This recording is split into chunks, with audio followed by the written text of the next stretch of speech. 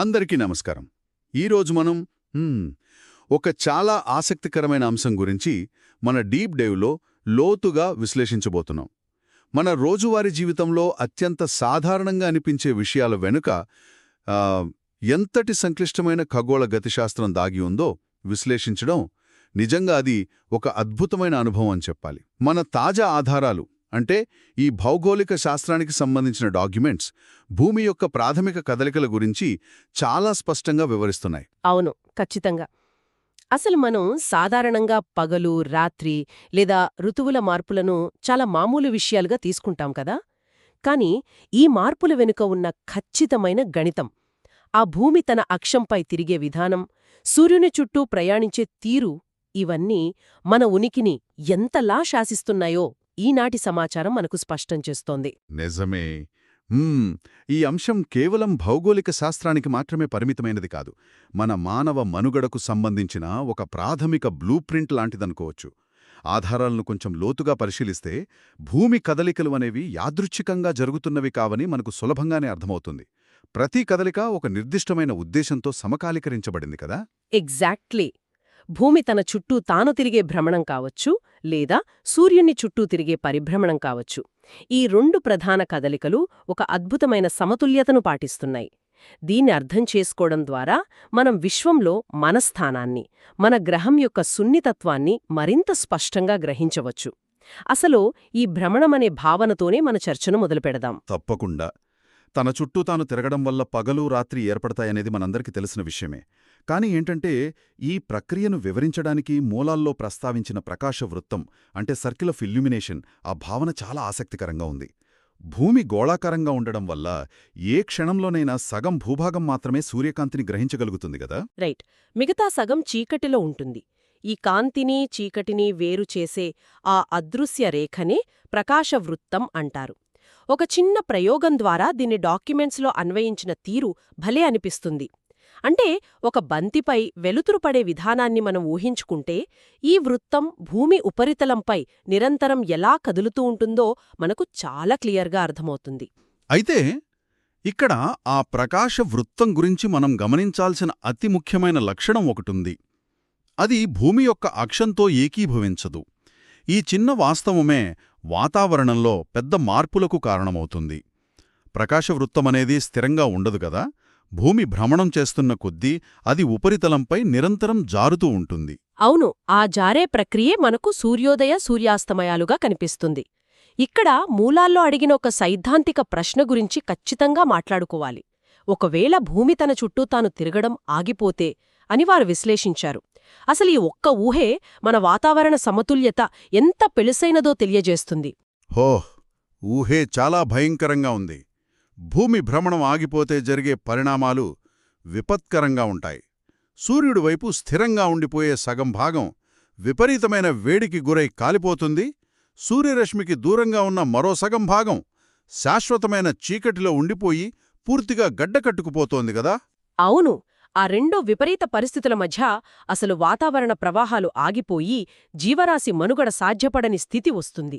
అంటే భూమి ప్రతి 24 గంటలకు ఒకసారి తన చుట్టూ తాను తిరిగే ఈ దైనందిన కదలిక అనేది అది కేవలం సమయాన్ని కొలిచే ఒక ప్రమాణం మాత్రమే కాదు, సూర్యుని నుండి వచ్చే ఉష్ణశక్తిని భూమి అంతటా పంపిణీ చేసే ఒక సహజమైన థర్మోస్టాట్ లాగా పనిచేస్తోంది.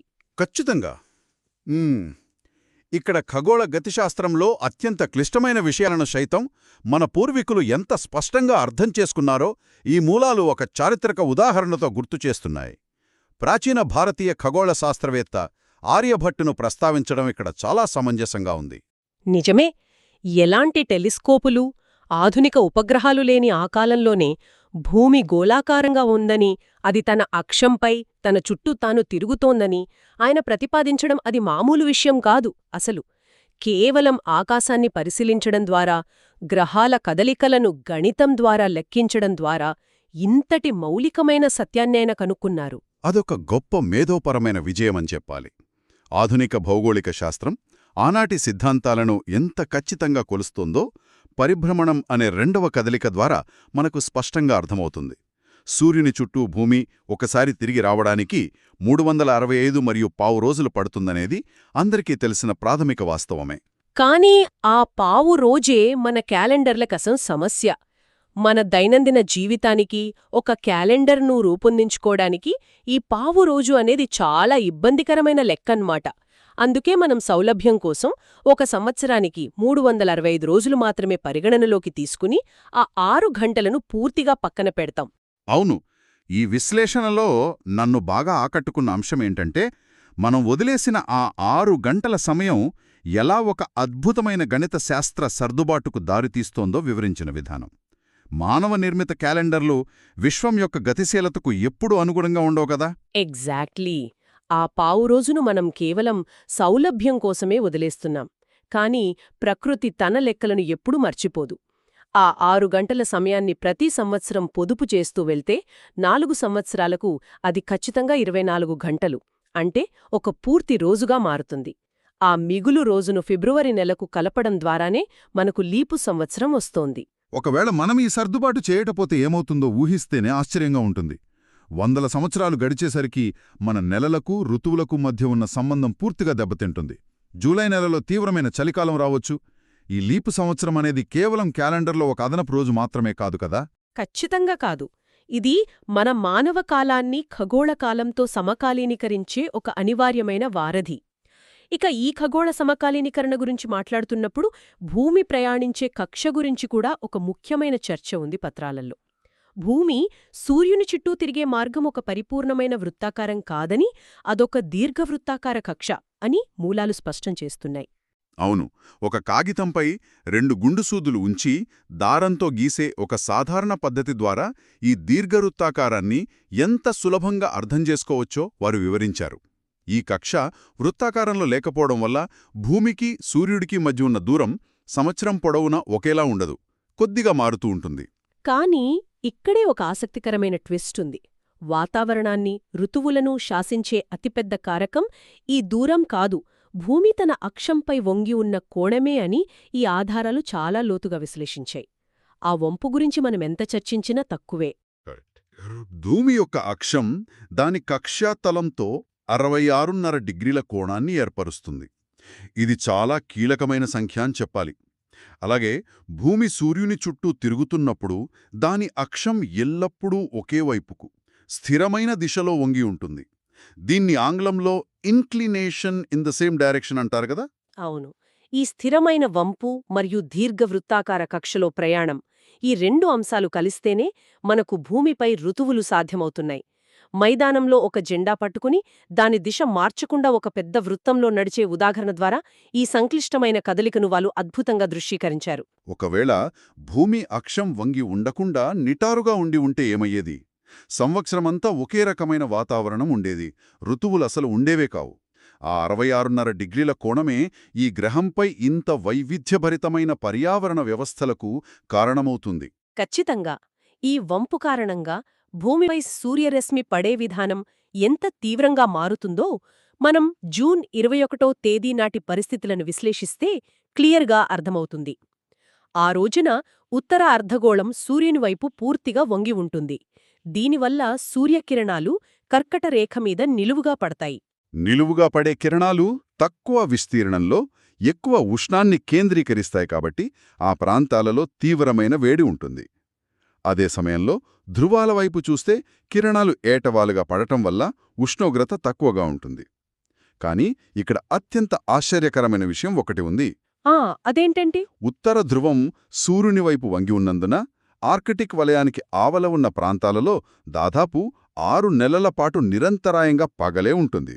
ఇది సాధారణ మానవ అవగాహనకు అందని ఒక వింతైన ప్రకృతి దృశ్యం కదా. ఉత్తర ధ్రువ ప్రాంతంలో 6 నెలల పగలు అనేది ఈ భూమి అక్షం వంపు వల్ల ఏర్పడే ఒక భౌగోళిక విపరీతం.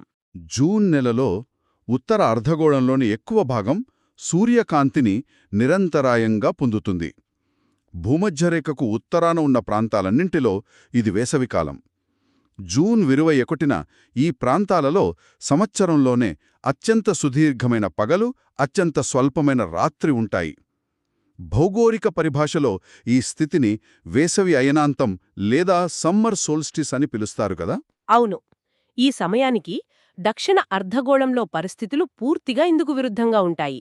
అక్కడ శీతాకాలం నడుస్తోంది, పగటి సమయం తక్కువగా ఉండి రాత్రులు సుదీర్ఘంగా ఉంటాయి.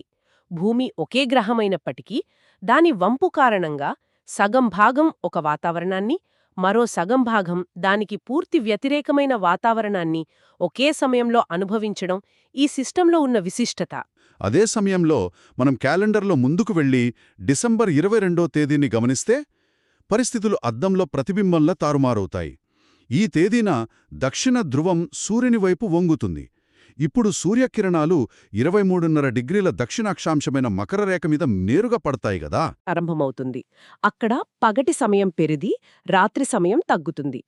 ఈ స్థితిని శీతాకాల అయనాంతం లేదా వింటర్ సోల్స్టిస్ అంటారు.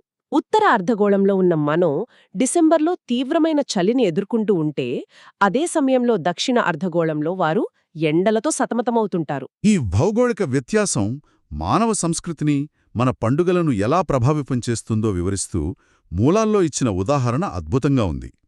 ఆస్ట్రేలియాలో క్రిస్మస్ పండుగను వేసవికాలంలో జరుపుకుంటారు అనే వాస్తవం ఉత్తరార్ధగోళంలో ఉన్నవారికి చాలా వింతగా అనిపిస్తుంది కదా. అవును, ఎందుకంటే క్రిస్మస్ అనగానే మంచు, చలికాలం మనకు గుర్తుకొస్తాయి.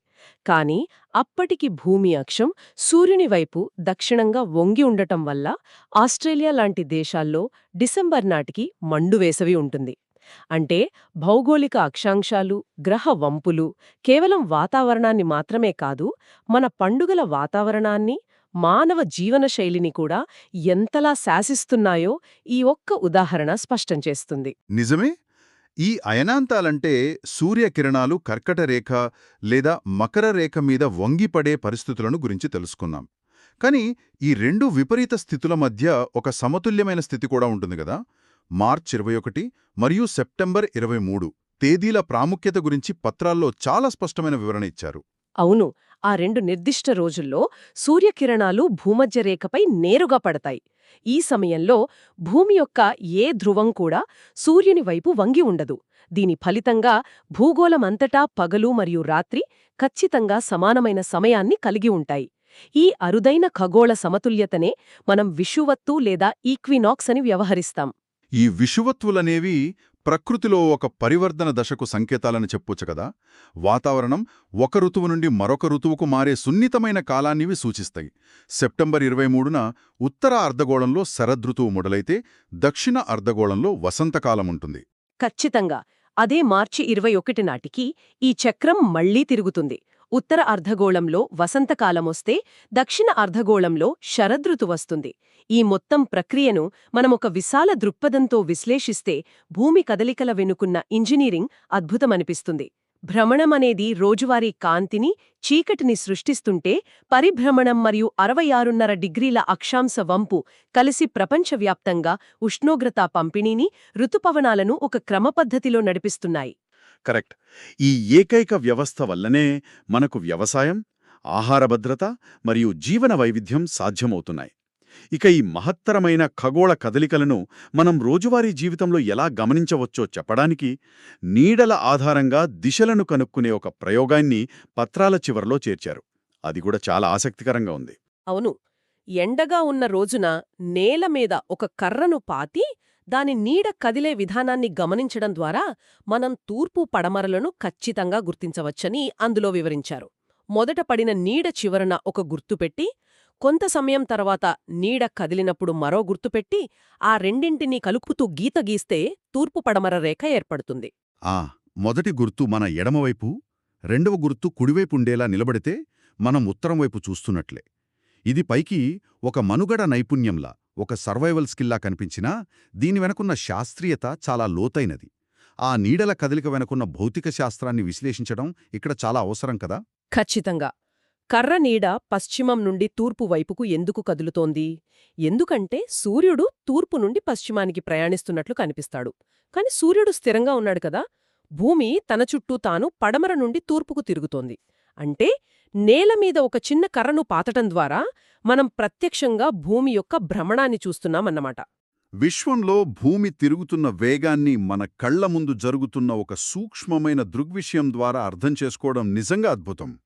ఈ ప్రయోగం మన ఇంటి పెరటిని ఒక ఖగోళ ప్రయోగశాలగా మార్చేస్తుంది. ఖగోళశాస్త్రం అనేది కేవలం పుస్తకాల్లో చదివేది మాత్రమే కాదు, దైనందిన జీవితంలో మనం అనుభవించే వాస్తవం అని ఈ ఆధారాలు నిరూపిస్తున్నాయి కదా. అవును, చాలా బాగా చెప్పారు. ఈ ఆధారాల సారాంశాన్ని ఒకసారి క్రోడీకరిస్తే భూమి యొక్క ప్రతి కదలిక మన వాతావరణాన్ని, మన కాలాన్ని ఎలా ఒక పద్ధతి ప్రకారం నడిపిస్తుందో స్పష్టమవుతుంది. ఈ గ్రహం తన వంపును కోల్పోయినా లేదా తన కక్షలో కొద్దిగా వేగం తగ్గినా దాని ప్రభావాలు ఊహించనంత అనూహ్యంగా ఉంటాయి. నిజమే.